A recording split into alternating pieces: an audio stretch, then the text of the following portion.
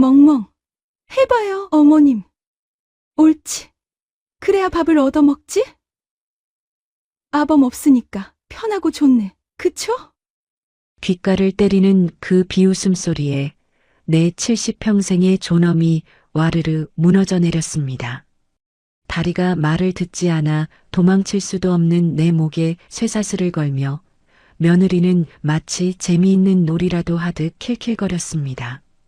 차가운 거실 바닥에 엎드려 개밥 그릇에 코를 박아야 했을 때 나는 죽어서라도 이 치욕을 잊게 해달라고 신에게 빌고 또 빌었습니다. 내 아들이 끔찍이도 아끼던 그 여자의 진짜 얼굴이 이런 괴물일 줄 누가 상상이나 했겠습니까? 그때는 정말 꿈에도 몰랐습니다. 바닥을 기는 내 비참한 모습이 내 남은 인생을 송두리째 뒤바꿀 거대한 태풍의 눈이 되고 있었다는 것을요. 사연 시작 전에 무료로 할 수 있는 구독과 좋아요를 눌러주시면 제게 큰 힘이 됩니다. 이야기는 불과 일주일 전으로 거슬러 올라갑니다.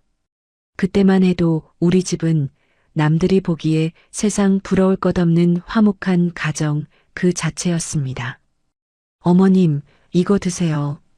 전복죽 아주 부드럽게 쑤었어요. 아, 뜨거워. 호, 제가 불어드릴게요. 며느리 미희는 언제나 그랬습니다. 내 입천장이 데일까봐 숟가락을 제 입술에 대고 호호 불어주는 아이. 3년 전 빗길 교통사고로 내 두 다리가 망가지고 휠체어 신세를 지게 됐을 때부터 미희는 내 손과 발이 되어 주었습니다. 똥오줌 받아내는 굳은 일부터 내 머리 빗겨주는 일까지 실은 내색 한 번 없이 해내는 며느리를 보며 나는 전생에 나라를 구했나 보다 했습니다. 미희야, 고맙다. 너 같은 며느리가 어디 있니?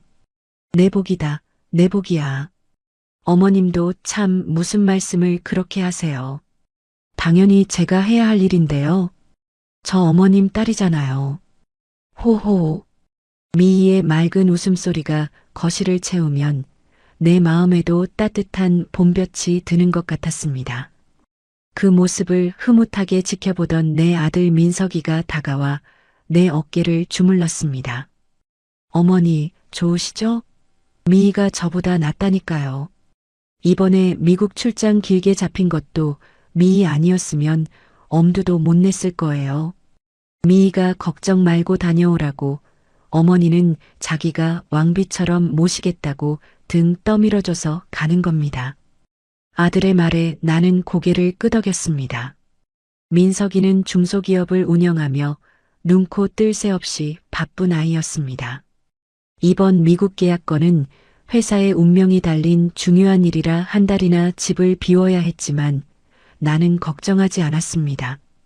내 곁에는 천사 같은 미희가 있었으니까요. 그래, 걱정 말고 다녀오렴. 나야 우리 미희랑 콩닥콩닥 재미나게 지내면 되지. 늙으니 걱정은 말고 가서 일이나 잘 마무리하고 와. 나는 아들의 손등을 두드리며 웃었습니다. 하지만 그때 아들의 눈빛에 스치는 묘한 그림자를 나는 잊지 못했습니다. 민석이는 웃고 있었지만 어딘지 모르게 초조해 보였습니다. 출장 전날 밤이었습니다. 잠이 오지 않아 휠체어를 밀고 거실로 나가려는데 희미한 불빛 아래서 아들이 무언가를 만지작거리고 있었습니다. 거실 한쪽 벽면 높다란 장식장 위였습니다. 민서가 안 자고 거기서 뭐하니? 아, 어머니. 깨셨어요? 아들이 화들짝 놀라며 손에 든 것을 등 뒤로 감췄습니다. 당황한 기색이 역력했습니다. 아니, 그냥 책장 정리가 좀 안 된 것 같아서요. 내일 떠나려니 괜히 이것저것 신경이 쓰이네요. 아들은 어색하게 웃으며 내 휠체어를 밀어 방으로 들여보냈습니다. 그때 내 눈에 스치듯 보인 건 아주 작은 검은색 기계였습니다. 손가락 두 마디만 한 작고 동그란 물건. 그게 무엇인지 물어보려다 아들이 피곤해서 예민한가 보다 싶어 입을 다물었습니다. 다음 날 아침 공항으로 가는 리무진 버스가 아파트 정문에 섰습니다. 다녀오겠습니다, 어머니. 밥 잘 챙겨 드시고요. 무슨 일 있으면 바로 전화하세요. 알겠죠? 그래, 그래. 어서 가거라. 미희야, 너도 들어가라. 춥다. 민석이는 몇 번이나 뒤를 돌아보며 손을 흔들었습니다.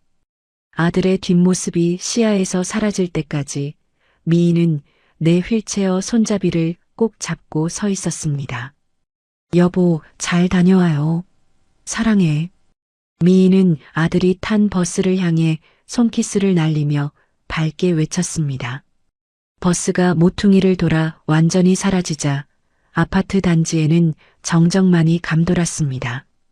늦가을 바람이 휑하니 불어와 내 무릎 담요를 들쳤습니다. 어머님, 이제 들어가요. 바람 차요. 미희의 목소리는 여전히 상냥했습니다. 우리는 엘리베이터를 타고 15층 우리 집으로 올라왔습니다. 도어락이 띠로리 소리를 내며 열리고 현관문이 닫히는 그 순간 철컥 육중한 현관문이 닫히는 소리가 마치 감옥문이 닫히는 소리처럼 둔탁하게 울렸습니다. 나는 습관처럼 미희를 올려다보며 말했습니다. 미희야, 목마르다. 물 좀 다오. 평소 같으면 네, 어머님. 보리차 따뜻하게 데워드릴까요? 하며 부엌으로 달려갔을 아이입니다. 그런데 대답이 없었습니다. 내 휠체어 뒤에 서 있는 미희의 기척은 느껴지는데 아무런 말이 없었습니다. 이상한 정적이 5초, 10초 흘렀습니다. 등 뒤에서 서늘한 한기가 느껴져 나는 휠체어를 돌리려 애썼습니다. 미희야? 끽 휠체어 바퀴가 돌아가고 미희와 눈이 마주친 순간 나는 내 눈을 의심했습니다. 거기 서 있는 여자는 내가 알던 며느리가 아니었습니다. 항상 반달처럼 휘어지던 눈웃음은 사라지고 차갑게 식은 동태 같은 눈동자가 나를 내려다보고 있었습니다. 입꼬리는 비틀려 올라가 있었는데 그 표정이 너무나 섬뜩해서 나는 순간 숨을 멈췄습니다. 목이 말라요? 미희가 입을 열었습니다. 목소리의 톤이 달랐습니다. 상냥함이라고는 한 톨도 없는 건조하고 딱딱한 말투였습니다. 아니, 내가 피곤한가 보구나. 그래, 나중에 마시마. 내가 짐짓 모른 척하며 다시 몸을 돌리려 하자 미희가 휠체어 손잡이를 쾅 하고 발로 찼습니다. 아! 휠체어가 휘청하며 내 몸이 앞으로 쏠렸습니다. 나는 가까스로 팔걸이를 붙잡고 중심을 잡았습니다. 심장이 쿵쾅거리기 시작했습니다. 미희야. 왜 이러니? 실수한 거니? 실수? 노인네가 눈치도 없네. 야, 박순자. 나는 귀를 의심했습니다. 지금 며느리가 내 이름을 불렀습니까? 그것도 야라고? 너, 지금 뭐라고? 언제까지 연극해야 해? 지겨워 죽겠네, 진짜. 야, 내 아들 이제 갔어. 한 달 동안 안 와. 그게 무슨 뜻인지 알아? 이제 이 집에서 내 세상이라는 거야. 미희는 신고 있던 실내화를 툭 벗어던지더니 맨발로 거실을 성큼성큼 걸어다녔습니다. 그러고는 소파에 벌러덩 드러누워 리모컨을 집어들었습니다. 아, 속 시원해. 그동안 저 냄새나는 늙은이 비위 맞추느라 내가 얼마나 토 나올 뻔했는지 알아? 나는 덜덜 떨리는 손으로 휠체어 바퀴를 굴려 안방으로 도망치려 했습니다. 이건 꿈일 거야. 저 애가 잠시 미친 거야. 도망가야 해. 내 방에 가서 문을 잠가야 해. 하지만 휠체어가 방문 턱을 넘기도 전에 미희가 벌떡 일어나 내 앞을 가로막았습니다. 그녀의 손에는 무언가가 들려 있었습니다. 쇠사슬이었습니다. 끝에 가죽고리가 달린 영락없는 대형견 목줄이었습니다. 어딜 가? 도망가게? 어림없지. 이게 뭐냐? 이거 치워라. 내가 미쳤구나. 민석이한테 전화할 거다. 나는 주머니를 뒤져 휴대전화를 찾으려 했지만 미희가 더 빨랐습니다. 내 윗옷 주머니에 손을 쑥 집어넣더니 휴대전화를 꺼내 바닥에 냅다 던져버렸습니다. 퍽! 액정이 박살나는 소리와 함께 내 마지막 희망도 산산조각 났습니다. 전화? 꿈도 꾸지 마. 그리고 이거 내 아들 민석 씨가 시키고 간 거야. 미희는 쇠사슬을 짤랑거리며 내게 다가왔습니다. 뭐? 민석이가? 그래. 어머님이 치매기가 있어서 자꾸 헛소리하고 돌아다니다 다칠 수 있으니까 정 위험하면 묶어두라고 하더라. 아주 효자지. 자기 엄마 안전을 이렇게나 생각하니까. 거짓말이다. 내 아들이 그럴 리 없다. 하지만 미희의 표정이 너무나 태연해서 나는 순간 정신이 아득해졌습니다. 정말 민석이가 그랬을까?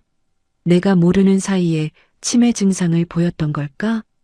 혼란스러운 내 틈을 타 미희는 내 목에 차가운 가죽끈을 둘렀습니다. 이거 안 나. 나라. 짐승도 아니고 이게 무슨 짓이야. 가만히 있어. 확 밀어버리기 전에. 미희는 거칠게 내 목을 조였습니다. 숨이 턱 막혀왔습니다. 버클이 채워지는 딸깍 소리가 내 귓가에 사형 선고처럼 울렸습니다. 쇠사슬의 다른 한쪽 끝을 미희는 거실 소파 다리에 칭칭 감아 묶었습니다. 자, 이제 딱 좋네. 활동 반경 2m. 화장실 가고 싶으면 기어서 가요. 쌀 때 바닥에 흘리지 말고. 나는 목줄을 잡고 울부짖었습니다. 다리가 움직이지 않으니 일어서서 저항할 수도 없었습니다. 그저 휠체어 위에서 버둥거릴 뿐이었습니다. 미희는 그런 나를 보며 깔깔거리고 웃더니 부엌으로 가서 무언가를 가져왔습니다. 스테인리스 밥그릇이었습니다. 하얀 쌀밥 위에 먹다 남은 김치 쪼가리와 멸치 몇 마리가 비벼져 있었습니다. 개밥처럼. 미희는 휠체어에 앉은 나를 바닥으로 밀어버렸습니다. 으악! 나는 휠체어에서 굴러떨어져 거실 바닥에 처박혔습니다. 무릎과 어깨에 격통이 밀려왔지만 아픔보다 더 큰 것은 수치심이었습니다. 며느리는 바닥에 엎어진 내 얼굴 앞에 밥그릇을 툭 놓았습니다. 멍멍. 해봐요, 어머님. 옳지. 그래야 밥을 주죠? 아범 없으니까 편하고 좋네. 그쵸? 미희는 휴대전화를 꺼내 동영상을 찍기 시작했습니다. 우리 어머님, 치매가 심해져서 이렇게라도 밥을 드셔야 하니 제 마음이 찢어지네요. 아, 표정 좀 펴요. 연기 안 해? 카메라 렌즈가 내 얼굴을 향하자 미희의 목소리는 다시 가증스러운 천사의 목소리로 변했습니다. 나는 바들바들 떨며 고개를 숙였습니다. 눈물이 바닥으로 뚝뚝 떨어졌습니다. 내 아들 민서가. 내가 보고 싶다. 내가 정말 나를 묶으라고 했니? 아니지. 제발 아니라고 해다오. 그때였습니다. 거실 책장 위 아들이 어젯밤 만지작거리던 그곳에서 아주 미세한 붉은 불빛이 깜빡였습니다. 며느리는 눈치채지 못했지만 바닥에 엎드린 내 시선에는 그것이 들어왔습니다. 저게 뭐지? 아들이 숨겨둔 것. 나는 본능적으로 깨달았습니다. 저것이 나를 보고 있다는 것을. 그리고 어쩌면 이 지옥 같은 상황을 뒤집을 유일한 동아줄일지도 모른다는 것을. 하지만 지금은 아무것도 할 수 없었습니다. 며느리의 발길질이 내 옆구리로 날아들었기 때문입니다. 안 처먹어? 배가 불렀지? 쫄쫄 굶어봐야 정신을 차리지. 미희는 밥그릇을 발로 차버리고 안방으로 쏙 들어가 문을 쾅 닫았습니다. 거실에는 정적과 어둠, 그리고 목줄에 묶인 늙은 짐승 하나만 남겨졌습니다. 나는 차가운 바닥에 뺨을 대고 소리 죽여 울었습니다. 민서가, 보고 있니? 내 어미가 이렇게 죽어간다. 어둠 속에서 책장 위의 붉은 점만이 나를 위로하듯 깜빡깜빡 희미한 신호를 보내고 있었습니다. 그것은 마치 내 아들의 심장 박동처럼 느껴졌습니다. 나는 입술을 깨물었습니다. 죽지 않겠다. 살아서 이 치욕을 갚아주겠다. 내 목을 조이는 이 사슬이 언젠가 너의 목을 조이게 될 것이다. 정미, 두고 보자.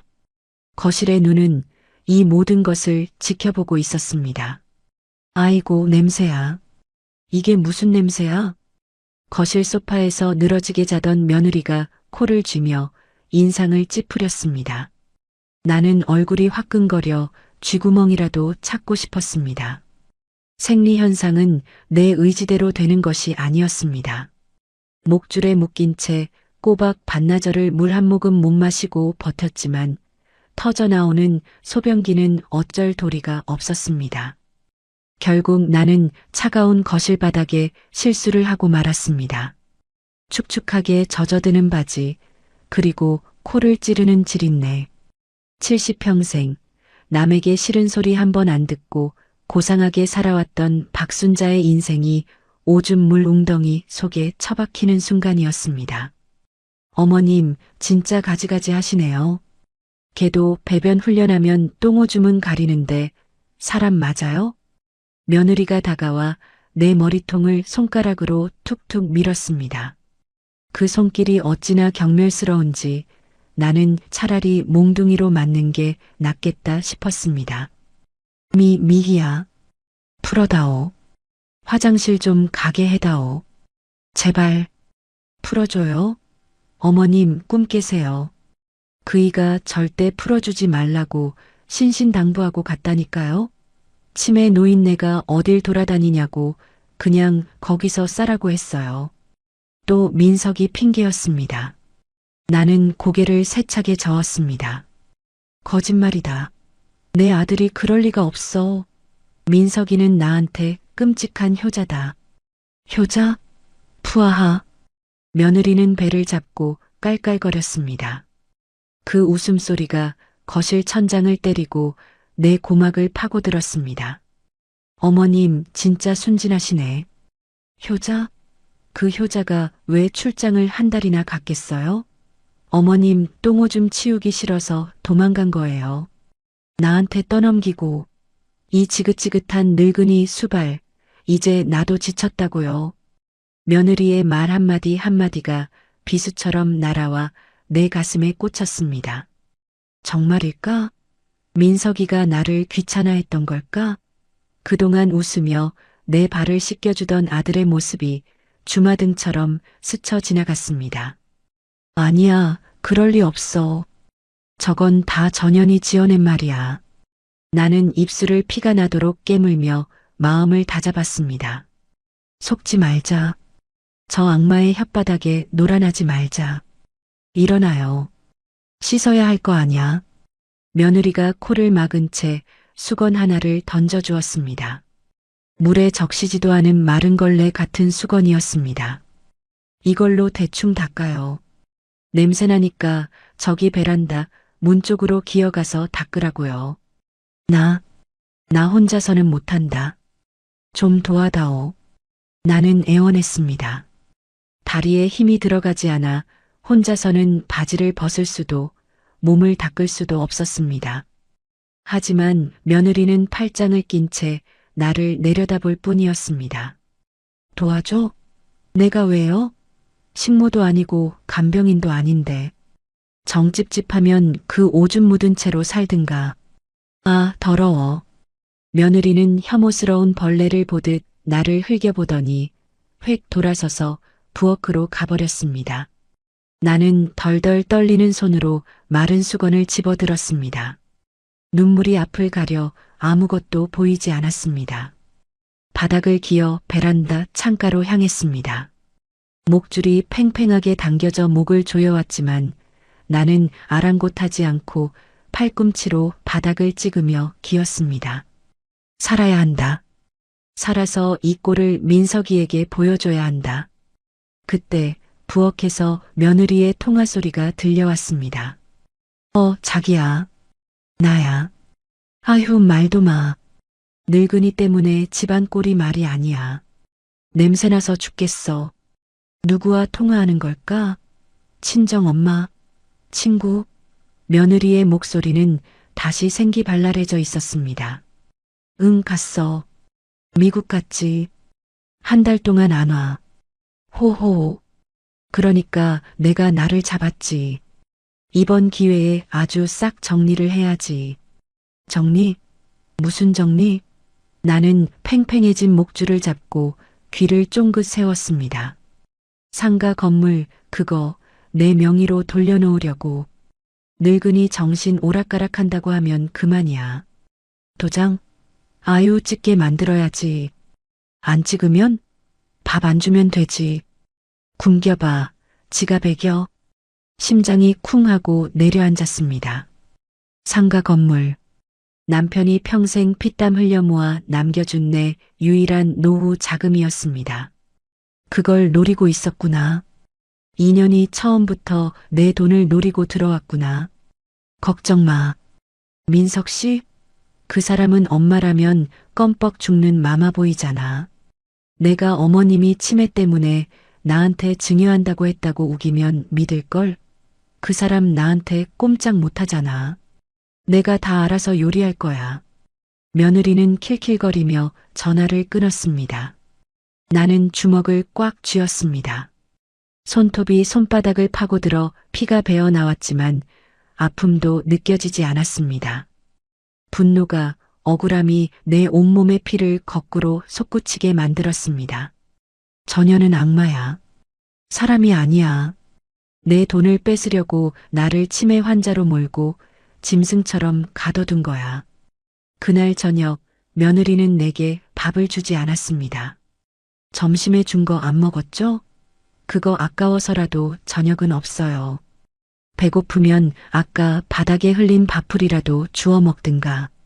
며느리는 거실 소파에 앉아 배달시킨 치킨을 뜯으며 TV를 보았습니다.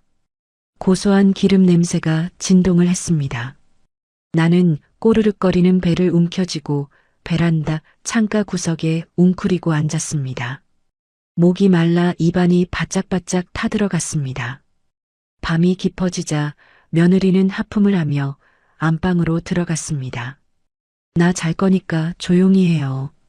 끙끙거리는 소리 내면 나와서 입에 재갈 물려버릴 거니까.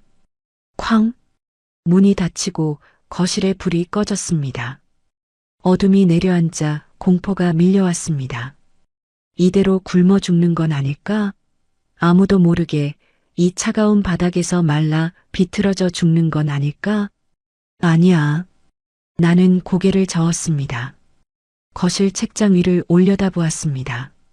어제 보았던 그 붉은 불빛, 아직도 깜빡이고 있을까? 어둠에 눈이 익숙해지자 희미하게 깜빡이는 붉은 점이 보였습니다. 살아있다. 아직 켜져 있다. 저 눈이 나를 보고 있다. 민석이가 보고 있다. 민석아, 엄마 여기 있다. 엄마 안 미쳤어. 엄마 치매 아니야. 내 처가 나를 죽이려고 해. 제발 살려다오. 나는 마음속으로 절규하며 붉은 점을 향해 손을 뻗었습니다. 닿을 수 없는 거리였지만 마치 아들의 손을 잡는 것 같은 간절함으로 손을 뻗었습니다. 그때였습니다. 안방 문이 벌컥 열리고 며느리가 튀어나왔습니다. 아, 진짜. 노인네 냄새가 문틈으로 들어오잖아. 잠을 잘 수가 없네. 며느리는 신경질적으로 거실로 걸어 나오더니 웅크리고 있는 내게 다가왔습니다. 손에는 분무기 같은 것이 들려 있었습니다. 냄새 좀 없애자고요. 좀 가만히 있어봐요. 칙, 칙. 차가운 액체가 내 얼굴과 몸에 뿌려졌습니다. 독한 락스 냄새가 코를 찔렀습니다. 콜록, 콜록. 이게 뭐냐? 눈 따가워. 하지 마라. 소독하는 거예요, 소독. 더러운 균 옮을까봐. 며느리는 내 머리통에 대고 락스물을 마구 뿌려댔습니다. 눈이 따갑고 숨을 쉴 수가 없었습니다. 나는 바닥을 구르며 비명을 질렀습니다. 살려주세요. 사람 살려. 하지만 아무도 오지 않았습니다. 이 넓은 아파트 단지에서 내 비명소리는 벽에 막혀 밖으로 나가지 못했습니다. 며느리는 한바탕 난리를 치고 나서야 속이 시원한지 분무기를 던져두고 다시 방으로 들어갔습니다. 조용히 해. 한 번만 더 시끄럽게 하면 그땐 진짜 입 꿰매버릴 거야. 나는 락스 냄새 진동하는 젖은 옷을 입고 바들바들 떨었습니다. 살같이 따갑고 쓰라렸습니다. 하지만 육체의 고통보다 더 참기 힘든 건 인간으로서의 자존감이 먼지처럼 사라져버렸다는 사실이었습니다. 나는 더 이상 사람이 아니었습니다. 며느리의 말대로 나는 그저 처치 곤란한 쓰레기, 냄새나는 짐승에 불과했습니다. 눈물이 말라버린 눈으로 허공을 응시했습니다. 분노조차 사치처럼 느껴지는 깊은 무력감이 나를 덮쳤습니다. 그냥 혀를 깨물고 죽을까? 그래, 이렇게 사느니 죽는 게 낫지 않을까? 하지만 그때 내 귓가에 아들의 목소리가 환청처럼 들려왔습니다. 어머니, 건강하게 오래오래 사세요. 제가 효도할게요. 민석아, 우리 민석이 내가 준 용돈 모아서 사준 내복 아직 한 번도 못 입어봤는데 그거라도 입어보고 죽어야 하는데 나는 입술을 앙다물었습니다. 죽더라도 전연이 내 돈을 가로채서 떵떵거리고 사는 꼴은 못 본다. 내 아들이 저런 악마와 한 입을 덮고 사는 꼴은 못 본다. 알려야 한다. 반드시 알려야 한다. 나는 어둠 속에서 번뜩이는 눈으로 거실을 훑었습니다. 무기가 될 만한 것, 아니면 내 목소리를 밖으로 전할 만한 것, 무엇이든 찾아야 했습니다. 그때 소파 밑 구석에 반짝이는 무언가가 보였습니다. 며느리가 낮에 던져버린 내 휴대전화였습니다. 액정은 박살났지만 어쩌면 켜질지도 모른다. 나는 뱀처럼 바닥을 기어 소파 밑으로 향했습니다. 목줄이 팽팽하게 당겨져 숨통을 조였지만 멈추지 않았습니다. 손끝이 닿을 듯 말 듯. 조금만 더. 손가락 끝에 차가운 금속의 감촉이 느껴졌습니다. 휴대전화를 쥐었습니다. 전원 버튼을 눌렀습니다. 제발 켜져라. 지직하고 화면에 불이 들어왔습니다. 깨진 액정 사이로 희미한 불빛이 새어나왔습니다. 됐다. 켜졌다. 나는 떨리는 손가락으로 단축번호 1번을 꾹 눌렀습니다. 우리 아들. 통화 연결음이 들리기 시작했습니다. 뚜루루. 제발 받아라 민석아. 제발. 엄마가 죽어간다. 여보세요?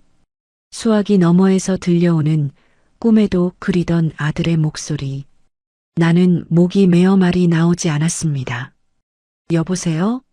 어머니 맞으세요? 민석아. 겨우 한마디를 내뱉는 순간 등 뒤에서 서늘한 그림자가 덮쳐왔습니다. 어머님? 지금 뭐 하세요? 나는 굳어버렸습니다. 돌아볼 필요도 없었습니다. 악마가 깨어났습니다. 손에서 휴대전화가 힘없이 미끄러져 바닥으로 떨어졌습니다. 엄마, 여보세요? 무슨 일이에요? 여보세요? 바닥에 떨어진 전화기에서 아들의 다급한 목소리가 들려왔지만 곧이어 며느리의 발이 전화기를 짓밟았습니다. 우직근 마지막 희망이 부서지는 소리였습니다. 나는 바닥에 엎드린 채 눈을 감았습니다. 이제 정말 끝이구나. 하지만 나는 보지 못했습니다. 짓밟힌 전화기 너머 지구 반대편에 있는 아들이 어떤 표정을 짓고 있었는지, 그리고 책장 위의 붉은 눈이 이 모든 참상을 얼마나 선명하게 기록하고 있었는지, 나의 지옥은 이제 막 시작되고 있었습니다. 자, 아하세요. 우리 불쌍한 치매 노인네, 밥은 먹어야 살죠. 며느리가 내 입가에 숟가락을 들이밀었습니다. 멀건 콩나물국에 밥 몇 덩이가 말아져 있었습니다. 나는 입을 꾹 다물었습니다. 냄새가 이상했습니다. 쉰내 같은 것이 훅 끼쳐왔기 때문입니다. 왜요? 굶어 죽으려고요? 어머, 그럼 안 되죠. 민석 씨한테 내가 뭐라고 변명해요? 어머니가 밥투정하다 굶어 죽었다고 하면 나만 나쁜 년 되잖아요. 미희는 숟가락으로 내 입술을 툭툭 쳤습니다. 딱딱한 쇠숟가락이 메마른 입술에 부딪힐 때마다 수치심이 파도처럼 밀려왔습니다. 먹기 싫다. 치워라. 하, 진짜 까다로우시네. 정성껏 차려줬더니. 미희는 숟가락을 국그릇에 툭 던져넣더니 씩 웃으며 자리에서 일어났습니다. 아, 참. 깜빡할 뻔했네. 양념이 좀 부족한가 봐요. 미희는 목을 컥컥 거리더니 국그릇에 칵, 퇴 하고 가래침을 뱉었습니다. 누런 침 덩어리가 밥알 위로 둥둥 떠올랐습니다. 나는 구역질이 올라와 헛구역질을 했습니다. 미친년. 내가 사람이냐? 왜요? 내 침이 더러워요? 어머님, 잊으셨나 본데 어머님 똥오줌 받아내던 손으로 밥해 먹인 게 나예요. 그때는 고맙다며 딸 같다며 질질 짜시더니 이제 와서 내 침이 더럽다고요? 며느리는 국그릇을 다시 내 코앞에 들이밀었습니다. 먹어요. 안 먹으면 이것도 없으니까. 아, 그리고 이거 먹고 나서 할 일 있는 거 알죠? 미희는 식탁 위에 놓여있던 서류 봉투를 흔들어 보였습니다. 이거 상가 증여 계약서. 오늘 안으로 도장 찍어요. 안 그러면 내일부터 물도 한 모금 안 줄 거니까. 나는 고개를 돌려버렸습니다. 죽어도 안 된다. 그 상가는 내 남편이 평생 시장통에서 집 나르며 모은 돈으로 산 내 목숨줄이다. 저 악마 같은 년한테 그걸 넘겨주느니 차라리 혀 깨물고 죽는 게 낫다. 안 먹어? 진짜 독하네. 미희는 국그릇을 싱크대에 쏟아버리더니 내 앞으로 의자를 끌고 와 앉았습니다. 그녀의 눈빛이 뱀처럼 번들거렸습니다. 어머님, 솔직히 말해봐요. 민석 씨가 어머님 때문에 얼마나 힘들었는지 알아요? 갑자기 며느리의 목소리가 낮고 차분해졌습니다. 악을 쓰거나 비웃을 때보다 더 소름 끼치는 목소리였습니다. 민석 씨, 밤마다 술 마시고 들어와서 울었어요. 어머니 모시기 너무 힘들다고. 냄새나고 고집세고 말이 안 통한다고. 그냥 요양원에 보내버리고 싶은데 남들 눈 때문에 억지로 데리고 사는 거라고. 거짓말. 내 아들이 그럴 리 없다. 거짓말? 아, 어머님은 진짜 아들을 모르는구나. 민석 씨가 왜 이번에 출장을 한 달이나 갔겠어요? 어머니 보기 싫어서 도망친 거라니까요. 나한테 그러더라고요. 자기가 없는 동안 어머니 좀 처리해 달라고. 재산 정리 깔끔하게 해서 요양원 보내버리자고. 내 가슴이 철렁 내려앉았습니다. 며느리의 말이 거짓이라는 걸 머리로는 알겠는데 가슴 한구석에서 의심의 싹이 자라나기 시작했습니다. 민석이가 정말 그랬을까? 하긴 김병에 효자 없다고 했다. 내가 다리를 다치고 3년이나 누워 지냈으니 아들도 지쳤을지 모른다. 겉으로는 웃었지만 속으로는 나를 짐스러워했을지도 모른다. 아니다. 그럴 리 없다. 나는 마음속으로 고개를 저었지만 눈물이 주책 없이 흘러내렸습니다. 며느리는 그 틈을 놓치지 않았습니다. 어머님, 민석 씨를 위해서라도 그냥 도장 찍고 편하게 요양원 가세요. 그게 아들 도와주는 길이에요. 이 상가 어차피 민석 씨 줄 거였잖아요. 근데 민석 씨 신용이 안 좋아서 제 명의로 해두려는 거예요. 다 민석 씨 사업 자금으로 쓸 거라고요. 내 아들 사업 자금? 그래요. 민석 씨 회사 지금 부도나기 직전이에요. 어머님이 이 상가 안 내놓으면 민석 씨 길바닥에 나앉아요. 그래도 좋아요? 어머님이 민석 씨 망하게 하고 싶어요? 며느리의 말에 내 심장이 덜컹했습니다. 사업이 어렵다? 부도 위기다? 민석이는 내게 그런 내색 한 번 한 적 없었습니다. 항상 잘 된다고 걱정 말라고만 했습니다. 혹시 나 걱정할까봐 숨긴 걸까? 순간 흔들리는 내 눈빛을 읽었는지 며느리는 잽싸게 인주를 내밀었습니다. 자, 여기 찍어요. 엄지손가락만 꾹 누르면 돼요. 그러면 민석 씨도 살고, 저도 살고, 어머님도 좋은 요양원 가서 대접받고 살고, 얼마나 좋아요? 나는 떨리는 손을 들어 올렸습니다.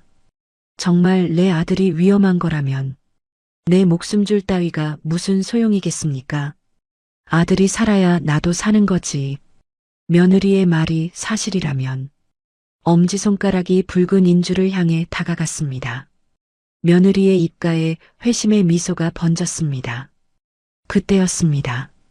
찌직, 탁, 거실 전등이 깜빡거렸습니다. 낡은 아파트라 가끔 있는 일이었지만 그 순간 내 눈길이 다시 책장 위로 향했습니다. 어둠 속에서도 여전히 붉게 빛나고 있는 그 작은 점. 아들의 눈. 마치 아들이 엄마 안 돼요. 속지 마세요. 하고 소리치는 것 같았습니다. 정신이 번쩍 들었습니다. 민석이가 나를 버릴 리 없다.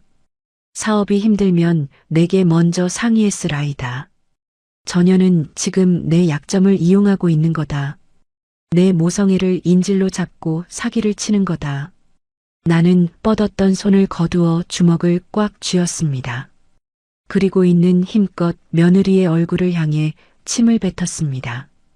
퇴! 아! 이 미친 노인네가! 며느리가 비명을 지르며 얼굴을 감싸 쥐었습니다. 내 침이 그녀의 뺨에 명중했습니다. 나는 악을 쓰며 소리쳤습니다.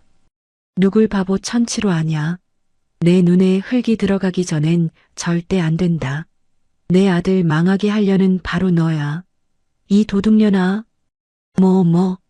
도둑년? 며느리의 얼굴이 시뻘겋게 달아올랐습니다. 그녀는 손을 부들부들 떨며 일어섰습니다. 좋게 말로 하니까 아주 기어오르네. 오냐, 누가 이기나 해보자. 오늘 밤 아주 죽여줄게. 며느리는 서리를 낚아채 바닥에 내동댕이 쳤습니다. 그리고 부엌으로 가서 무언가를 가져왔습니다. 고무장갑이었습니다. 빨간 고무장갑을 낀 며느리의 모습은 마치 도살장에 선 백정 같았습니다. 말 안 듣는 개한테는 매가 약이지. 며느리는 주변을 두리번거리더니 구석에 있던 효자손을 집어들었습니다. 안 찍어? 죽어도 안 찍어? 짝! 효자손이 내 등짝을 후려쳤습니다. 뼈가 으스러지는 듯한 고통에 비명이 터져 나왔습니다. 으악! 찍는다고 해. 빨리. 짝! 짝! 매질이 이어졌습니다. 나는 거실 바닥을 기며 피하려 했지만 목줄 때문에 도망갈 곳이 없었습니다. 살려줘. 사람 살려. 소리 질러봐. 누가 듣나? 여긴 방음 잘 되기로 유명한 아파트야. 그리고 다들 내가 효부인 줄 알아서 어머님이 소리 지르면 또 치매 발작 일으키는 줄 알걸. 며느리는 광기 어린 눈으로 효자손을 휘둘렀습니다. 나는 머리를 감싸쥐고 바닥에 웅크렸습니다. 아프다. 너무 아프다. 민석아, 엄마 좀 살려다오. 그때 책장 위에 붉은 점이 미친 듯이 깜빡이는 것 같았습니다. 나의 비명과 며느리의 매질 소리, 그리고 붉은 고무장갑의 춤사위. 이 모든 지옥도가 저 작은 렌즈 안에 고스란히 담기고 있었습니다. 그래, 때려라, 죽여라. 나는 헐떡이며 며느리를 올려다보았습니다. 내가 죽어서 귀신이 되어서라도 너를 가만 안 놔둘 거다. 내 눈빛에 서린 도끼에 며느리가 흠칫하며 매질을 멈췄습니다. 70 먹은 노인의 눈에서 뿜어져 나오는 살기가 느껴졌는지 그녀는 한 발짝 뒤로 물러섰습니다. 이 독한 노인네. 며느리는 효자손을 바닥에 던져버리고 거친 숨을 몰아쉬었습니다. 좋아. 오늘만 날이 아니지. 내일은 아예 손가락을 꺾어서라도 찢게 만들 테니까 각오해. 며느리는 쾅 하고 안방 문을 닫고 들어갔습니다. 나는 욱신거리는 등을 부여잡고 바닥에 쓰러졌습니다. 온몸이 부서질 것 같았습니다. 하지만 이상하게도 마음만은 차분해졌습니다. 절대 안 뺏긴다. 내 목숨은 내놔도 내 아들이 피땀 흘려 지킨 이 집안은 절대 너 같은 년한테 안 넘긴다. 나는 책장 위 붉은 점을 향해 희미하게 웃어 보였습니다. 맞지? 민서가. 엄마 앉았다. 엄마 버티고 있다. 어둠 속에서 나는 이를 악물었습니다. 내일 해가 뜨면 또 어떤 지옥이 펼쳐질지 모릅니다. 하지만 나는 살아남을 것입니다. 살아서 반드시 이 치욕을 전연에게 돌려줄 것입니다. 밤이 깊어갔습니다. 거실의 공기는 차가웠지만 내 가슴 속에는 뜨거운 불덩이 하나가 이글거리고 있었습니다. 복수의 불씨가 타오르기 시작했습니다. 그 시각 지구 반대편 미국 뉴욕에서는 어떤 일이 벌어지고 있었는지 나는 아주 먼 훗날에야 아들의 입을 통해 전해 들을 수 있었습니다. 그 이야기를 듣던 날 나는 내 찢어진 가슴보다 아들의 무너졌던 가슴이 더 아파 펑펑 울었습니다. 내 아들 민석이는 그때 뉴욕의 마천루가 내려다 보이는 화려한 회의실에 있었다고 합니다. 어머니, 그때 저는 어머니가 지옥 속에 계신 줄도 모르고 고작 돈 몇 푼 더 벌어보겠다고 히히덕거리고 있었어요. 그게 천추의 한이 됩니다. 아들은 그렇게 말하며 내 무릎에 얼굴을 묻고 울었지요. 당시 민석이는 회사 운명이 걸린 중요한 계약을 앞두고 있었습니다.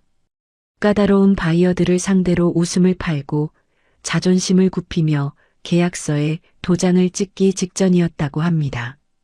그 계약만 성사되면 우리 회사도 살고 고생한 어머니 호강도 시켜드릴 수 있다는 부푼 꿈에 젖어 있었다지요. 그런데 바로 그때였습니다. 테이블 위에 얌전히 엎어져 있던 아들의 휴대전화가 징하고 짧게 울렸답니다. 평소라면 거들떠보지도 않았을 그 작은 진동. 하지만 그날따라 아들은 묘한 불안감에 휩싸여 휴대전화를 뒤집어 보았다고 합니다. 그리고 액정에 뜬 알림 메시지를 본 순간 심장이 덜컥 내려앉았다고 했지요. 우리 집 거실 움직임 감지됨. 한국 시간으로 새벽 2시. 모두가 잠들어 있을 시간에 움직임이라니. 도둑이라도 든 걸까? 아니면 어머니가 편찮으신 걸까? 아들은 양해를 구하고 회의실 구석으로 가서 떨리는 손으로 앱을 켰다고 합니다. 로딩 화면이 돌아가는 그 몇 초가 영겁의 시간처럼 느껴졌다고 했지요. 그리고 마침내 화면이 켜졌을 때 아들은 자신의 눈을 뽑아버리고 싶을 만큼 끔찍한 광경을 보았다고 합니다. 그 작은 화면 속에 개 목줄을 찬 짐승 같은 형상이 보였답니다. 헝클어진 머리에 낡아빠진 내복, 그리고 바닥에 엎드려 있는 처참한 모습. 어머니? 아들은 입술을 깨물며 신음했다고 합니다. 그 짐승 같은 형상이 바로 자신을 낳아준 어미였다는 사실을 깨닫는 순간 아들의 세상은 산산조각이 났습니다. 그리고 그 위로 붉은 고무장갑을 낀 여자가 효자손을 휘두르는 모습이 보였습니다. 내 며느리 미희였습니다. 아들은 황급히 이어폰을 꽂았다고 합니다. 그러자 그 안에서 내 비명소리가 며느리의 악다구니가 생생하게 들려왔다고 했지요. 찍는다고 해. 빨리. 죽어도 안 찍어. 살려줘. 사람 살려. 아들은 그 자리에서 무너져 내렸습니다. 바이어들이 보는 앞에서 체면이고 계약이고 뭐고 다 잊은 채 바닥에 주저앉아 오열했다고 합니다. 어머니, 으흐흑, 제가 죽일 놈입니다. 제가 어머니를 저기에 두고 나 혼자 살겠다고. 아들은 주먹으로 바닥을 치며 통곡했습니다. 화면 속에서 매질을 당하는 나를 보며 아들은 차라리 자신이 대신 맞고 싶었다고 했습니다. 당장이라도 화면 속으로 뛰어들어가 저 악마 같은 여자의 팔을 꺾어버리고 싶었지만 태평양 건너에 있는 자신이 할 수 있는 건 고작 울음뿐이라는 사실에 미칠 것만 같았다고 했지요. 그때 화면 속에 내가 고개를 들어 카메라를, 아니 아들을 똑바로 쳐다보았다고 합니다. 내가 죽어서 귀신이 되어서라도 내년 뼈를 갈아 마실 거다. 나의 그 섯을 퍼런 도끼를 본 순간 아들은 정신이 번쩍 들었다고 합니다. 그때 어머니 눈빛이 말하고 있었어요. 민서가 엄마 안 죽는다. 버티고 있다. 그러니까 너도 정신 차려라. 아들은 눈물을 벅 닦아내고 자리에서 일어났습니다. 더 이상 울고 있을 시간이 없었습니다. 어머니가 목숨을 걸고 버티고 있는데 자식이 여기서 울고만 있을 수는 없었습니다. 죄송합니다. 급한 일이 생겨서 회의는 여기까지 해야겠습니다.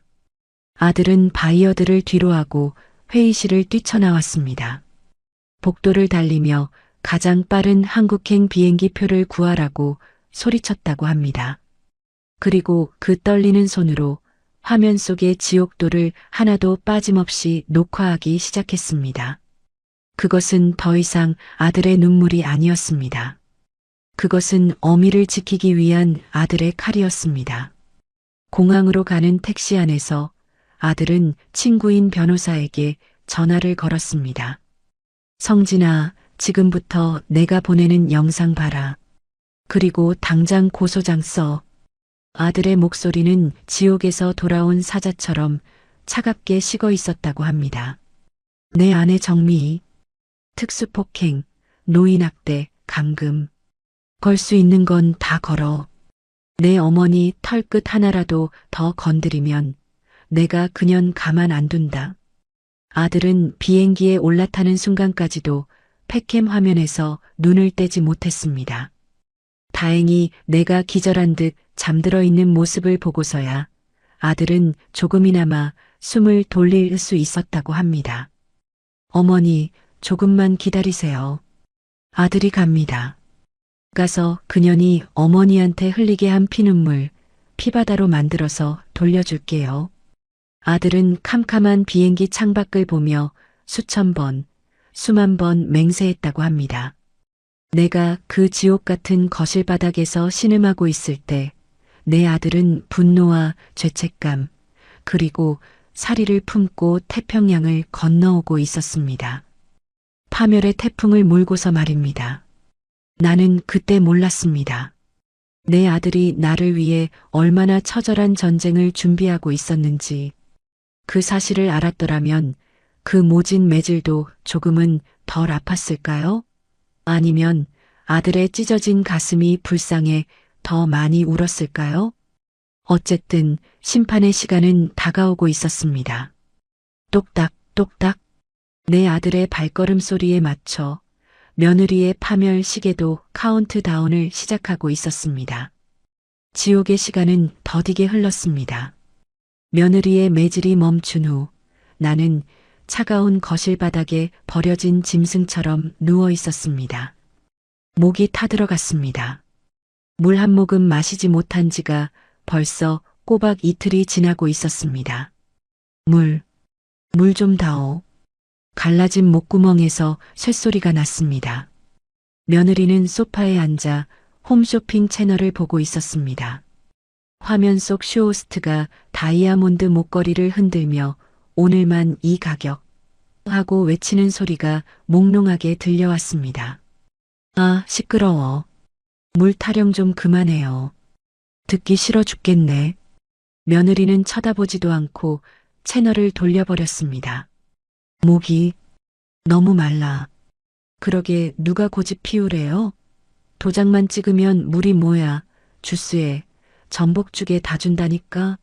어머님 고집 때문에 어머님 목이 타는 거예요. 내 탓하지 마요. 미인은 탁자 위에 놓인 생수병을 집어들었습니다. 뚜껑을 따는 틱 소리가 내 귀에는 천둥 소리처럼 크게 들렸습니다. 꼴꼴꼴 컵에 물 따르는 소리.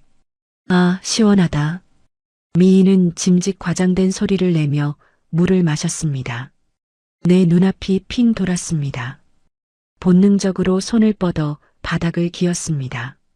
저 물 한 모금만 마실 수 있다면 영혼이라도 팔 수 있을 것 같았습니다. 하지만 내 손이 닿기도 전에 미인은 남은 물을 화분에 휙 부어버렸습니다. 어머, 화초가 목말라 보이네. 많이 먹어라. 흙으로 스며드는 물을 보며 나는 절망했습니다. 눈앞이 깜깜해지면서 의식이 흐려졌습니다. 민서가, 엄마는 이제 틀린 것 같다. 그때였습니다. 흐려지는 의식 너머로 어디선가 익숙한 기운이 느껴졌습니다. 그것은 지구 반대편에서 날아온 내 아들의 뜨거운 숨결이었습니다. 같은 시각 인천국제공항. 입국장 게이트가 열리고 검은 코트깃을 세운 남자가 걸어 나왔습니다. 내 아들 민석이었습니다. 14시간의 비행 동안 한숨도 자지 못한 그의 눈은 붉게 충혈되어 있었지만 그 눈빛만은 서슬퍼런 칼날처럼 번뜩이고 있었습니다. 민석아, 여기다. 게이트 앞에서 기다리던 남자가 손을 흔들었습니다. 민석의 고교 동창이자 이혼 전문 변호사 성진이었습니다. 민석은 말없이 성진에게 다가가 그의 손을 꽉 잡았습니다. 고맙다, 나와줘서. 야, 너 얼굴이 왜 이래? 반쪽이 됐네. 성진은 혀를 찼지만 민석은 대답 대신 주머니에서 USB 하나를 꺼내 건넸습니다. 이거야. 오는 비행기 안에서 1초도 안 빼놓고 다 녹화했어. 그 팩캠 영상? 특수폭행, 상해, 학대, 유기. 그리고 협박까지. 빠져나갈 구멍이라곤 바늘구멍 하나도 없을 거야. 두 사람은 공항 주차장에 세워둔 성진의 차에 탔습니다. 성진이 노트북을 켜고 USB를 연결했습니다. 화면에 재생되는 영상. 목줄에 묶인 채 매질을 당하는 나, 그리고 밥그릇에 침을 뱉는 미희의 모습이 적나라하게 펼쳐졌습니다. 이런, 미친. 영상을 보던 성진의 입에서 거친 욕설이 터져나왔습니다.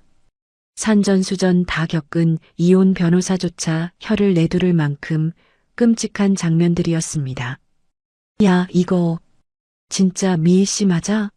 내가 알던 그 상냥한 재수 씨 맞냐고? 나도 믿고 싶지 않았다. 내 눈으로 보기 전까지는. 민석의 목소리는 건조했습니다. 이미 비행기 안에서 모든 눈물을 쏟아낸 후라 남은 것은 차가운 분노뿐이었습니다. 이 정도 증거면 구속영장 100%야. 아니, 초범이라도 실형 나올 가능성 높아. 합의 안 해주면 몇 년은 썩게 만들 수 있어. 합의? 꿈도 꾸지 말라고 해. 내 전 재산을 털어서라도 최고 형량 받게 할 거야. 그리고 이혼 소송도 같이 진행해. 위자료, 재산 분할. 땡전 한 푼 못 가져가게 만들어. 걱정 마.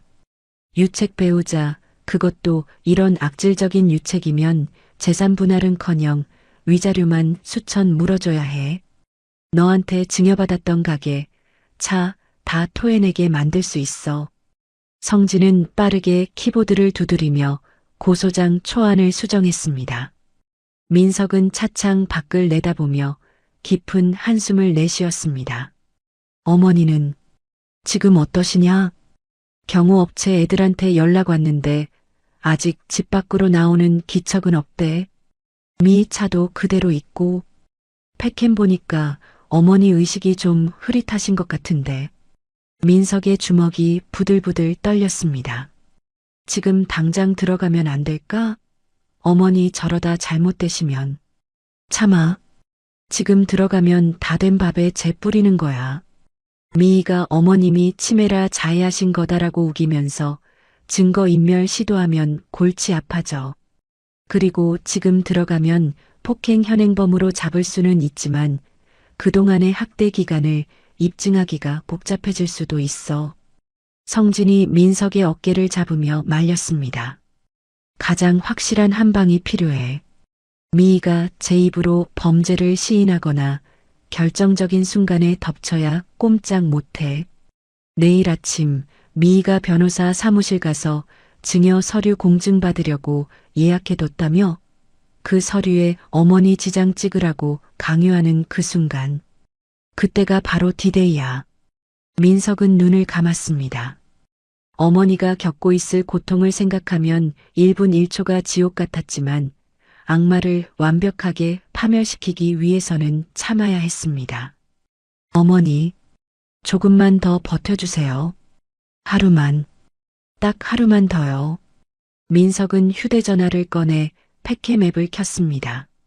화면 속 어머니는 여전히 미동 없이 누워 계셨습니다.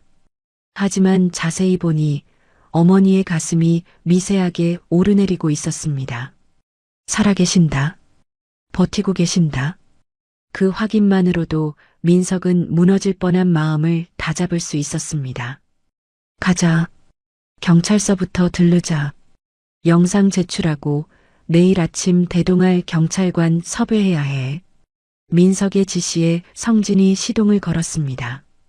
검은 세단이 공항 고속도로를 미끄러지듯 빠져나갔습니다. 그날 밤 우리 집 거실에는 죽음 같은 정적이 감돌았습니다. 미희는 안방에서 코를 골며 자고 있었고 나는 탈수 증세로 혼미한 정신 속을 헤매고 있었습니다. 꿈인지 생시인지 거실 창밖으로 환한 빛이 비치는 것 같았습니다. 할멈, 이제 그만 가자. 먼저 간 남편이 손을 내미는 것 같았습니다. 나는 힘겹게 고개를 저었습니다. 아니에요, 영감. 아직은 안 돼요. 우리 민석이 한 번만 더 보고 가야 해요.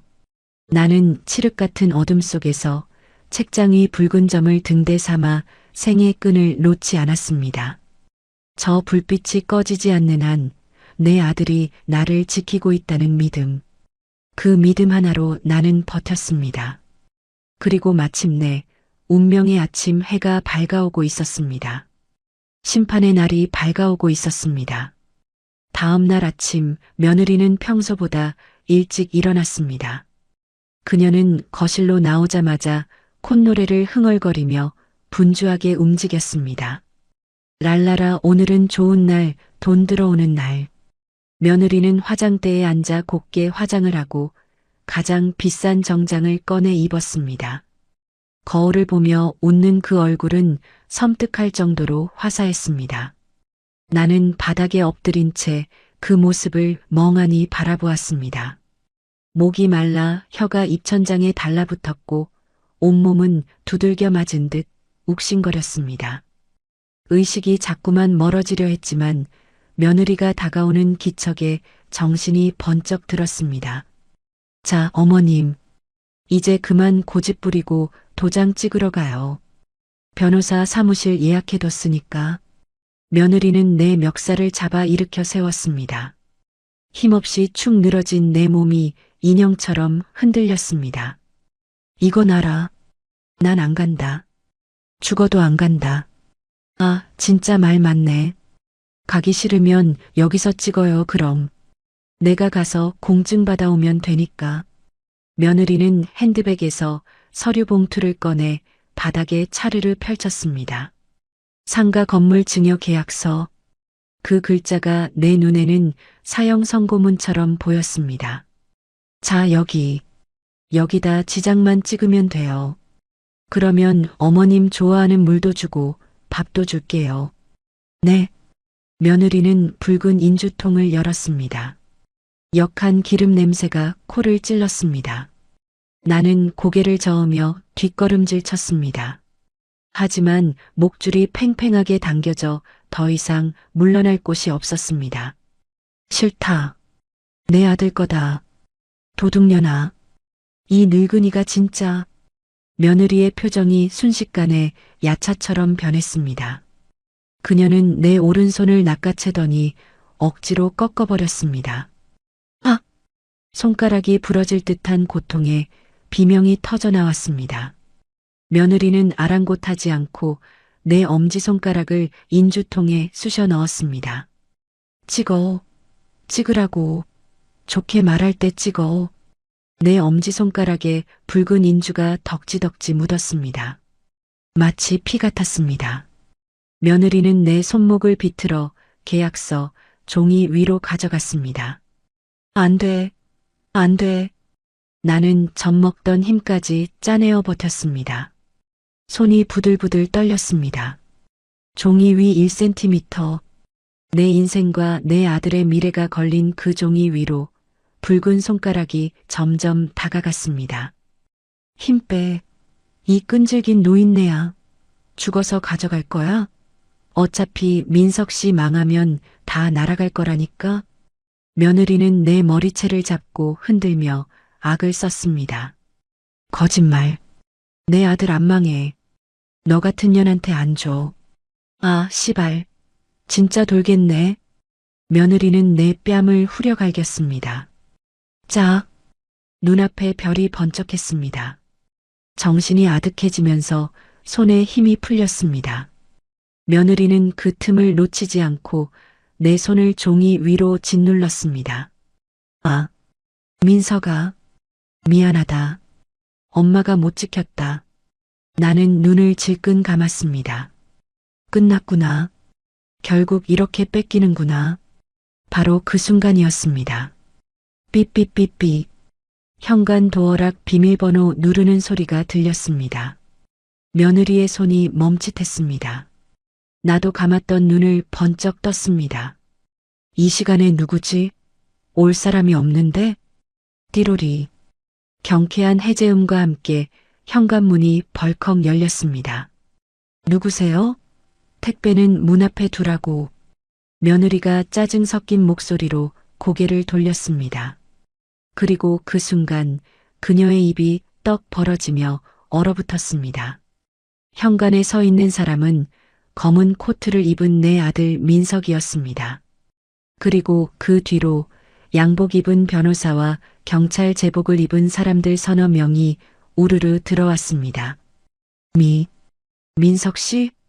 며느리는 내 손을 잡고 있던 손을 황급히 놓으며 뒷걸음질 쳤습니다. 서류와 인주통이 바닥에 나뒹굴었습니다. 자기야, 여긴 어떻게?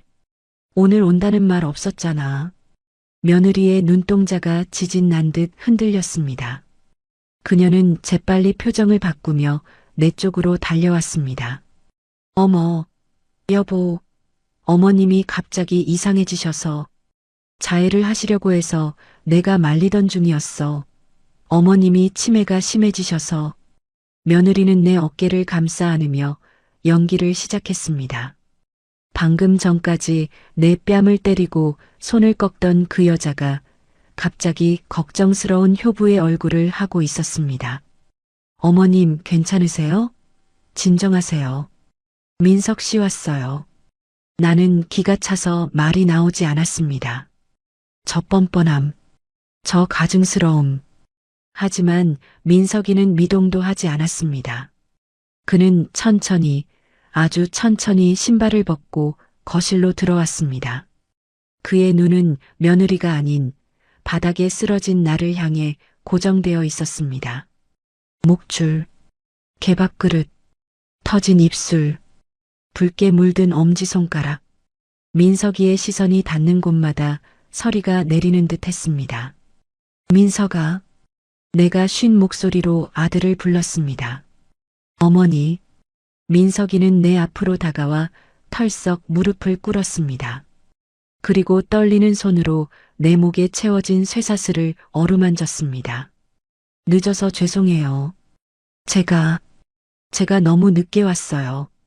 아들의 눈에서 굵은 눈물방울이 뚝뚝 떨어졌습니다. 나는 떨리는 손을 들어 아들의 뺨을 닦아주었습니다. 아니야. 내 새끼 왔으면 됐다. 엄마 괜찮다. 그 모습을 지켜보던 며느리가 슬금슬금 뒤로 물러나며 눈치를 살폈습니다. 여보, 오해하지 마. 내가 다 설명할게. 어머님이 자꾸 밖으로 나가려고 하셔서 위험해서 어쩔 수 없이. 닥쳐. 민석이가 낮고 굵은 목소리로 말했습니다. 고개는 여전히 나를 향한 채였습니다. 뭐? 닥치라고 이게만도 못한 년아. 민석이가 천천히 고개를 돌려 며느리를 노려보았습니다. 그 눈빛에는 살기가 가득했습니다. 여보, 말이 너무 심하네. 내가 그동안 어머님 수발 드느라 얼마나 고생했는데 당신이 뭘 안다고 그래? 며느리는 적반하장으로 소리를 질렀습니다. 증거 있어? 내가 학대했다는 증거 있냐고. 이거 다 어머님 안전을 위해서. 증거? 민석이는 헛웃음을 터뜨렸습니다. 그리고 주머니에서 휴대전화를 꺼내 며느리의 눈앞에 들이밀었습니다. 이거? 아니면 이거? 그것도 아니면 내가 어머니 밥그릇에 침 뱉던 거? 화면 속에는 며느리가 나를 학대하던 모든 순간이 고스란히 담겨 있었습니다. 며느리의 얼굴이 백지장처럼 하얗게 질렸습니다. 이게 뭐야? 몰랐어? 우리 집 거실 책장 위에 뭐가 있는지. 민석이는 손가락으로 책장 위를 가리켰습니다. 그곳에는 팩캠의 붉은 눈이 여전히 깜빡이고 있었습니다. 며느리의 시선이 팩캠을 따라갔다가 다시 민석이를 향했습니다. 다리가 풀렸는지 그녀는 그 자리에 주저앉았습니다. 아니야. 여보, 그게 아니라 장난친 거야. 그냥 장난. 장난? 민석이는 자리에서 벌떡 일어났습니다. 성진아, 뭐해? 시작해. 민석이의 말에 뒤에 서 있던 변호사가 경찰들에게 고개를 끄덕였습니다. 정미애 씨, 당신을 존속 특수폭행, 노인복지법 위반, 감금 및 협박 혐의로 현행범 체포합니다. 변호사를 선임할 수 있고 변명의 기회는 경찰서 가서 하십시오. 경찰들이 다가와 며느리의 팔을 꺾고 수갑을 채웠습니다. 철컥. 차가운 금속음. 그것은 며느리가 내 목에 채웠던 쇠사슬 소리와 닮았지만 이번에는 그 소리가 너무나 통쾌하게 들렸습니다. 이거 나 안 했어. 억울해. 여보, 민석 씨, 나 좀 도와줘. 우리 부부잖아. 며느리는 발버둥을 치며 민석이를 향해 애원했습니다. 부부? 민석이는 바닥에 떨어진 상가 증여 계약서를 집어들어 며느리의 얼굴에 던져버렸습니다. 종이들이 눈처럼 흩날렸습니다. 내 어머니를 개 취급한 년이 부부? 웃기지 마. 넌 이제 내 아내가 아니라 감옥에서 썩을 범죄자일 뿐이야. 민석이는 내 목줄을 풀어주었습니다. 쇠사슬이 바닥에 챙그랑 떨어지는 순간 내 가슴을 짓누르던 바위 덩어리도 함께 떨어져 나가는 것 같았습니다. 데려가세요. 저 얼굴 1초도 더 보고 싶지 않으니까. 민석이의 차가운 명령에 경찰들이 며느리를 끌고 나갔습니다. 여보, 잘못했어.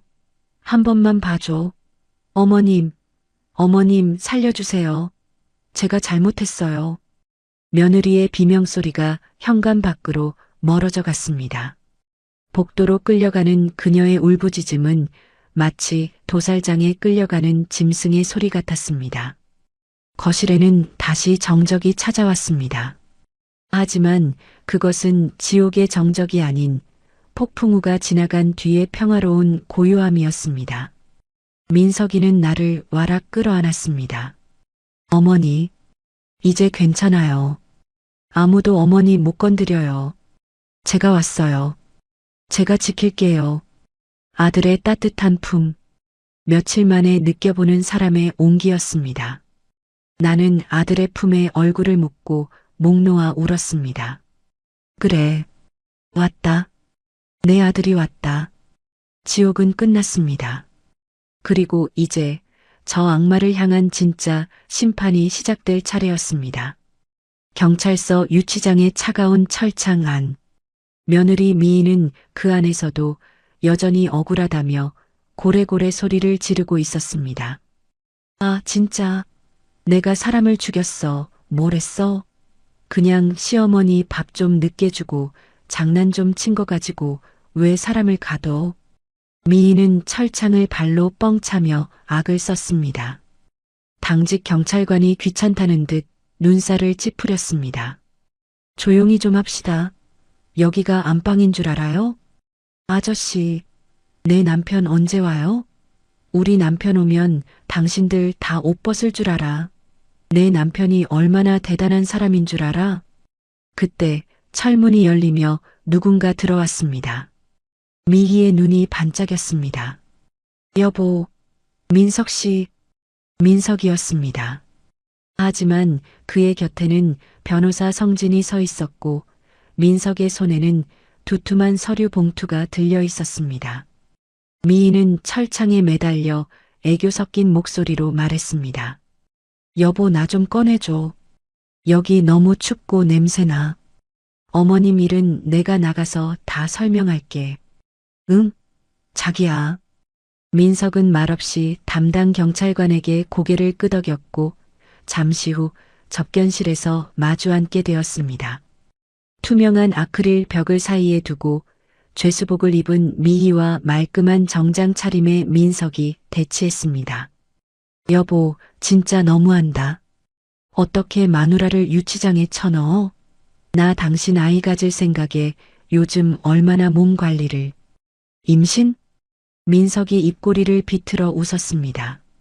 내가 내 아이 가질 생각이 있었으면 내 어머니한테 락스물을 뿌리진 않았겠지. 아니, 그건 소독해드린 거야.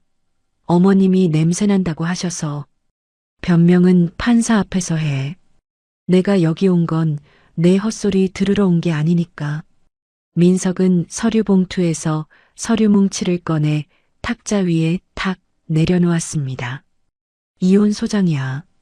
그리고 이건 민사, 형사 고소장 사본. 미희가 서류를 흘끔 쳐다보더니 코웃음을 쳤습니다. 이혼? 흥, 내가 해줄 것 같아? 나 유책 배우자 아니야. 어머님 치매 때문에 벌어진 해프닝이라고 우기면 그만이야. 그리고 재산 분할은? 당신 재산 반은 내 거야. 재산 분할? 옆에 있던 성진이 끼어들었습니다. 정미애 씨, 법 공부를 덜 하셨네. 혼인 파탄에 주된 책임이 있는 유책 배우자는 재산 분할 청구권이 현저히 제한됩니다. 게다가 당신은 단순 유책이 아니라 범죄를 저질렀어요. 범죄는 무슨 증거 있어? 그깟 동영상 몇 개 가지고. 그깟 동영상? 민석의 눈빛이 매섭게 변했습니다. 내가 어머니 목에 줄 채우고 개 짖는 소리 내라고 한 거, 개밥 그릇에 밥 주고 발로 찬 거, 락스물 뿌린 거, 손가락 꺾어서 지장 찍으려 한 거. 영상에 초 단위로 다 찍혀 있어. 판사가 그거 보고도 해프닝이라고 할까? 미희의 눈동자가 흔들리기 시작했습니다. 그리고 재산 분할? 내가 가져갈 재산이 어디 있어? 민석은 또 다른 서류 한 장을 유리벽에 붙였습니다. 내가 운영하던 카페, 내 명의로 된 거 알지? 오늘부로 폐업 신고했어. 내가 타고 다니던 벤츠, 리스 해지했고, 내 명의로 된 카드, 전부 정지시켰어. 지금 내 수중에 남은 건 그 죄수복 한 벌뿐이야. 뭐? 뭐라고? 아, 강민석, 내가 어떻게 나한테 이래. 미희가 벌떡 일어나 소리를 질렀습니다. 앉아. 민석의 서늘한 일갈에 미희가 움찔하며 다시 자리에 앉았습니다. 아직 안 끝났어. 내가 제일 무서워하는 게 뭐지? 돈? 아니면 남들 시선? 민석은 휴대전화를 꺼내 화면을 보여주었습니다. 카카오톡 단체 채팅방이었습니다. 이거 내 고등학교 동창회 단톡방이지? 그리고 이건 내 친정 가족 단톡방이고 너 설마. 미희의 얼굴이 흙빛이 되었습니다. 설마가 사람 잡는다더니 내가 아까 여기 오기 전에 그게 짖는 소리 내봐 영상 여기다 다 올렸어. 친절하게 설명까지 덧붙여서 제 아내의 실체입니다라고. 안 돼. 야, 이 미친 새끼야. 지워. 당장 지워. 미희가 아크릴 벽을 쾅쾅 두드며 발악했습니다. 이미 다 봤던데? 내 친구들이 짐승만도 못한 년이라고 욕하는 거 못 봤어? 그리고 내 친정엄마. 기절하셔서 응급실 실려가셨다더라. 딸년 잘못 키운 죄로 화병이 나셨나 봐. 엄마. 미희는 머리를 쥐어뜯으며 울부짖었습니다. 강민석? 너 사람 아니야. 어떻게 장모님한테까지. 사람? 민석이 자리에서 일어나며 차갑게 내려다보았습니다. 내 어머니를 개 취급한 내가 사람 운운할 자격이 있어? 넌 사회적으로 매장이야. 감옥에서 나와도 한국 땅 어디에서도 얼굴 들고 못 다니게 만들어줄 거야. 그게 내 어머니 눈에서 피눈물 흘리게 한 대가야. 민석은 뒤도 돌아보지 않고 접견실 문을 향해 걸어갔습니다. 가지마. 여보, 잘못했어. 내가 다 잘못했어. 영상 좀 내려줘. 제발. 미희가 벽에 매달려 애원했지만 민석은 멈추지 않았습니다. 성진아, 가자. 냄새난다. 구형 얼마나 나올지 궁금하네. 내 예상으론 징역 3년은 거뜬할 것 같은데. 철문이 쾅 닫히는 소리와 함께 미희의 세상도 닫혔습니다. 그녀는 바닥에 주저앉아 짐승처럼 울부짖었습니다. 하지만 그 울음소리를 들어줄 사람은 아무도 없었습니다. 그녀가 시어머니의 비명을 무시했듯이 세상도 그녀의 비명을 외면할 것입니다. 경찰서 밖으로 나온 민석은 깊은 숨을 들이마셨습니다. 가을바람이 시원했습니다. 이제 다 끝났다. 하지만 민석의 눈가는 젖어 있었습니다. 복수는 성공했지만 어머니가 겪은 고통의 시간은 되돌릴 수 없다는 사실이 가슴을 찔렀습니다. 가자. 어머니 기다리시겠다. 민석은 어머니가 계신 병원으로 향했습니다. 이제 남은 건 상처 입은 어머니의 마음을 어루만지고 다시 행복을 되찾아드리는 일뿐이었습니다. 악마는 사라졌고 이제야 비로소 진짜 봄이 올 준비를 하고 있었습니다. 그 일이 있고 난 뒤 우리 집 거실에는 따스한 햇살이 다시 들기 시작했습니다. 악마가 물러간 자리에 내 아들의 온기가 가득 채워졌기 때문입니다. 어머니, 아하세요. 민석이가 숟가락에 하얀 쌀밥과 윤기 흐르는 굴비살을 얹어 내 입가에 가져왔습니다. 불과 며칠 전만 해도 개밥 그릇에 코를 박고 짐승처럼 하차 먹어야 했던 그토록 사무치게 그리웠던 따뜻한 밥이었습니다. 하지만 지금 내 눈앞에 있는 이 밥상은 세상에서 가장 귀하고 값진 아들의 정성이었습니다. 내 손으로 먹으마. 다 큰 아들 힘들게. 아니에요. 제가 먹여드릴래요. 평생 갚아도 모자라요. 제가 어머니 밥 굶긴 죄 평생 밥상 차려드리면서 갚을 거예요. 제발 받아주세요. 아들의 목소리가 가늘게 떨렸습니다. 나는 밥을 한술 받아 먹었습니다. 목구멍으로 뜨끈한 밥알이 넘어가는 순간 뱃속 깊은 곳에 응어리져 있던 서러움과 공포가 눈 녹듯 사라져 내렸습니다. 대신 그 자리에 묵직한 감동이 차올랐습니다. 맛있다. 정말 맛있다, 민석아. 내 말에 민석이는 참았던 눈물을 왈칵 쏟았습니다. 그는 숟가락을 내려놓고 내 무릎에 얼굴을 묻었습니다. 어머니, 으흑, 죄송해요. 정말 죄송해요. 제가 죽일 놈이에요. 아들의 어깨가 들썩일 때마다 내 마음도 함께 울었습니다. 나는 거칠어진 손으로 아들의 등을 가만히 쓸어내렸습니다. 울지 마라. 괜찮다. 내가 이렇게 내 곁에 있는데 뭐가 걱정이냐? 나는 그거면 됐다. 내 아들이 나를 버리지 않았다는 거, 그거 하나면 나는 죽어도 여한이 없다. 그날 우리는 서로를 부둥켜 안고 오래도록 울었습니다. 그것은 슬픔의 눈물이 아니었습니다. 지옥 같던 어둠을 뚫고 다시 만난 모자에 서로가 서로에게 살아있어줘서 고맙다는 뜨거운 생명의 눈물이었습니다. 계절이 바뀌고 차가운 겨울바람이 불어올 무렵 법원에서는 며느리 미희에 대한 선고 공판이 열렸습니다. 나는 아직 거동이 불편하여 가지 못했고 민석이가 대신 다녀왔습니다. 저녁 무렵 집에 돌아온 민석이의 표정은 묘하게 담담하면서도 후련해 보였습니다. 어머니, 끝났어요. 그래. 어떻게 되었더냐? 민석이는 내 손을 꼭 잡으며 말했습니다. 징역 7년이래요. 7년. 판사님이 그러셨대요. 피고인은 반성의 기미가 전혀 없고 죄질이 극히 불량하다고요. 특히 거동이 불편한 시어머니를 상대로 한 폐륜 범죄는 우리 사회가 절대 용납해서는 안 된다며 검사 구형보다 더 높게 선고하셨대요. 7년. 긴 시간 같기도 하고 짧은 시간 같기도 했습니다. 하지만 중요한 건 시간이 아니었습니다.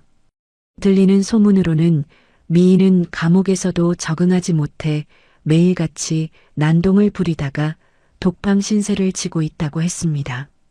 면회를 오는 사람도 영치금을 넣어주는 사람도 없이 철저하게 고립되었다고 합니다. 친정 식구들조차 딸과 연을 끊고 야반도주하듯 이사를 가버렸다고 하니 그녀에게 남은 건 차가운 시멘트 벽과 자신의 추악한 과거뿐이겠지요. 그녀가 내 목에 채웠던 쇠사슬은 풀렸지만 그녀는 이제 보이지 않는 업보의 사슬에 묶여 평생을 죄책감 속에서 살아가게 될 것입니다. 그것이야말로 진정한 파멸이자 하늘이 내린 가장 무거운 벌이 아닐까 싶습니다. 어머니, 이제 그 여자 생각은 하지 마세요. 잊어버리세요. 우리한테는 이제 좋은 일만 남았잖아요. 민석이의 말처럼 나는 이제 그 여자를 내 기억 속에서 지우기로 했습니다. 미움도 원망도 아까운 사람이니까요. 며칠 뒤 민석이는 두툼한 팸플릿 하나를 들고 내 방으로 들어왔습니다. 어머니, 이거 한번 보실래요? 그것은 유명한 재활 전문 병원의 안내 책자였습니다. 어머니, 다시 걸어보시는 건 어때요? 의사 선생님이 그러시는데 어머니 다리 신경이 완전히 죽은 건 아니래요. 꾸준히 재활하면 다시 걸으실 수 있대요. 나는 고개를 저었습니다. 아이고, 내 나이가 몇인데. 다 늙어서 무슨 재활이냐. 그냥 이렇게 살다 가면 되지. 어머니, 제 소원이에요. 저랑 같이 손잡고 산책하는 거, 그게 제 평생 소원이에요. 네, 한 번만, 딱 한 번만 저를 위해서 노력해 주시면 안 될까요? 아들의 간절한 눈빛을 보니 차마 거절할 수가 없었습니다. 그래, 내가 정 그렇다면 내 한번 해보마. 그렇게 나의, 아니, 우리 모자의 힘겨운 도전이 시작되었습니다. 재활 훈련은 생각보다 훨씬 고통스러웠습니다. 굳어버린 근육을 풀고 마비된 신경을 깨우는 과정은 마치 뼈를 깎는 아픔 같았습니다. 아프다. 못하겠다. 내가 고통에 못 이겨 주저앉으려 할 때마다 곁에는 언제나 민석이가 있었습니다. 어머니, 할 수 있어요. 조금만 더요. 제가 잡고 있잖아요. 아들은 땀을 뻘뻘 흘리며 내 다리를 주무르고 부축하고 응원했습니다. 회사를 마치고 피곤할 텐데도 매일 밤 내 다리를 마사지해주며 잠드는 아들의 모습을 볼 때면 나는 이를 악물고 다시 일어설 수밖에 없었습니다. 내 아들을 위해서라도 내가 일어서야 한다. 한 달이 지나고 두 달이 지나고 계절이 다시 바뀌어 창밖에는 벚꽃이 흐드러지게 피기 시작했습니다. 어머니, 오늘 날씨 정말 좋은데 우리 나가볼까요? 민석이는 새 운동화를 꺼내 내 발에 신겨주었습니다. 하얀 운동화가 봄 햇살을 받아 눈부시게 빛났습니다. 우리는 아파트 단지 산책로로 나갔습니다. 만개한 벚꽃잎이 바람에 날려 꽃비처럼 쏟아져 내리고 있었습니다. 어머니, 준비되셨죠? 민석이가 휠체어 브레이크를 풀지 않고 내 팔을 잡았습니다. 자, 오늘은 여기서 일어서시는 거예요. 나는 휠체어 손잡이가 아닌 아들의 단단한 팔을 생명줄처럼 붙잡았습니다. 심장이 쿵쾅거렸습니다. 할 수 있을까? 정말 내가 다시 걸을 수 있을까? 하나, 둘, 하나, 둘. 나는 아들의 구령에 맞춰 엉덩이를 떼었습니다. 다리가 후들거리고 무릎이 꺾일 듯 위태로웠지만 아들의 강인한 팔이 나를 단단히 지탱해주고 있었습니다. 그래요. 그렇게요. 어머니 서셨어요. 지금 서 계신다고요. 아들의 환호성에 나는 조심스럽게 한 발을 내디뎠습니다. 쿵. 3년 만에 처음으로 내 두 발로 온전히 땅을 디딘 순간이었습니다. 발바닥을 통해 전해지는 대지의 단단한 기운이 온몸으로 퍼져나갔습니다. 아이고, 걷는다. 내가 걷는다. 눈물이 핑 돌았습니다. 또 한 발, 그리고 또 한 발. 나는 각 걸음마를 떼는 아기처럼 비틀거렸지만 분명히 걷고 있었습니다. 지나가던 동네 사람들이 걸음을 멈추고 우리를 바라보았습니다. 어머, 세상에. 순자 여사님 아니세요? 걸으시네요? 아이고, 기적이네 기적이야. 아드님 정성이 하늘에 닿았어. 사람들의 박수 소리가 들려왔습니다.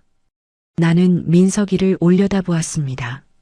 아들의 얼굴은 눈물범벅이 되어 있었지만 세상 그 누구보다 환하게 웃고 있었습니다. 잘하셨어요, 어머니. 정말 잘하셨어요. 민석이는 나를 와락 끌어안았습니다. 벚꽃잎이 우리 두 사람 위로 소복이 내려앉았습니다. 나는 아들의 품에 안겨 비로소 깨달았습니다.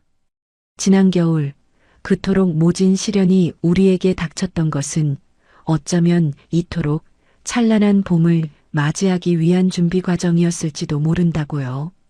개 목줄에 묶여 짐승 취급을 받던 그 끔찍했던 기억도 차가운 바닥을 기어다니며 살려달라고 빌었던 그 처절했던 시간도 이제는 모두 과거가 되었습니다. 그 고통의 시간들이 있었기에 지금 내 딛는 이 한 걸음 한 걸음이 더욱 소중하고 감사하게 느껴지는 것이겠지요. 우리는 벤치에 나란히 앉아 흩날리는 벚꽃을 바라보았습니다. 민석아, 내 어머니, 고맙다. 나를 포기하지 않아줘서, 그 지옥 같은 곳에서 나를 꺼내줘서, 그리고 이렇게 다시 걷게 해줘서. 민석이는 내 손을 꼭 잡으며 말했습니다. 무슨 말씀을요? 어머니가 저를 포기하지 않고 낳아주시고 길러주셨잖아요. 어머니 다리는 제가 평생 되어드릴게요. 이제 우리 꽃길만 걸어요. 아들의 손은 따뜻했습니다. 그 온기가 내 손을 타고 팔을 지나 심장까지 전해져 왔습니다. 나는 그 따스함 속에서 확신했습니다. 이제 내 인생에 다시는 추운 겨울이 오지 않으리라는 것을요. 나는 하늘을 올려다보았습니다. 파란 하늘에 벚꽃이 눈송이처럼 박혀 있었습니다. 영감, 보고 있어요? 우리 민석이가 이렇게 훌륭하게 컸소? 나 이제 당신 곁으로 갈 때까지 행복하게 살다 갈게요. 걱정 말아요. 바람이 불어옵니다. 향긋한 꽃내음과 함께 어디선가 희망의 노래가 들려오는 듯합니다. 나는 더 이상 폐캠의 붉은 눈을 찾지 않습니다. 대신 내 옆에서 나를 바라보는 나를 닮은 아들의 따뜻한 눈동자를 바라봅니다. 그 눈동자 속에 비친 나는 더 이상 짐도 아닌 세상에서 가장 행복한 어머니입니다. 이 아름다운 봄날, 나는 다시 태어났습니다. 내 이름은 박순자. 사랑받는 어머니, 그리고 당당하게 두 발로 선 인간 박순자입니다.